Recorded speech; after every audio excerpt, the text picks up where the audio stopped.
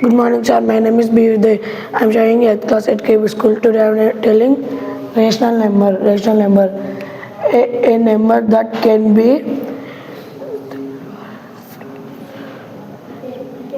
written as fraction. Example: 2 by 3, 4 by 9.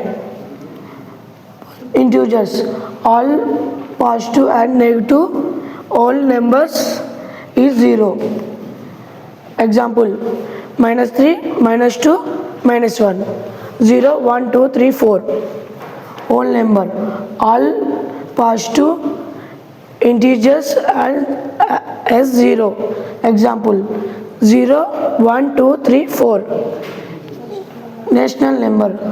All positive integers as 0. Example: 1, 2, 3, 4. All numbers are rational numbers. All whole numbers. Integers. All integers are rational number. Thank you.